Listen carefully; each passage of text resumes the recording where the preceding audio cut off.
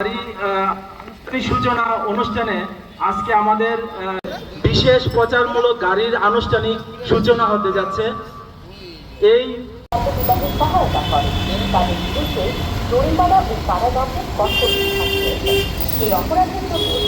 থেকে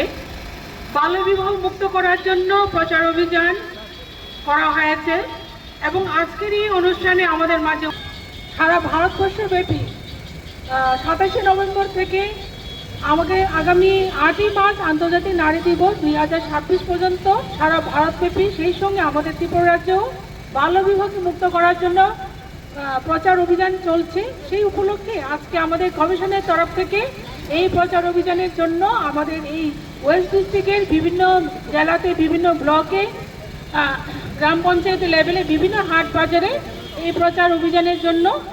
বাল্যবিবাহকে মুক্ত করার জন্য প্রচারের জন্য গাড়ির মাধ্যমে আজকে থেকে শুরু হচ্ছে এবং আগামী 23শে মার্চ থেকে এবং 23শে ফেব্রুয়ারি থেকে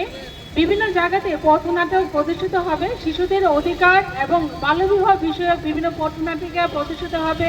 সেটা বিভিন্ন টি গার্ডেন, ঈদ বাটাগুলোতে, বিশেষ করে যেখানে জনসমাগম হবে সেখানেই বিভিন্ন পটনাটিকের মাধ্যমে প্রদর্শিত হবে বাল্যবিবাহ থেকে কিভাবে মুক্ত করা যায় আমাদের ত্রিপুরা রাজ্য থেকে।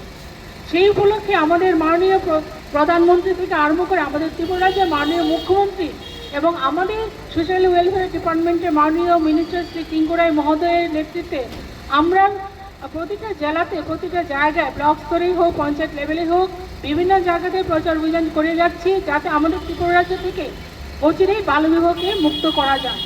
এবং আপনারা যারা মিডিয়া বাইরে এখানে আজকে উপস্থিত হয়েছেন, আবারও আপনাদেরকে অনেক অনেক ধন্যবাদ জানিয়ে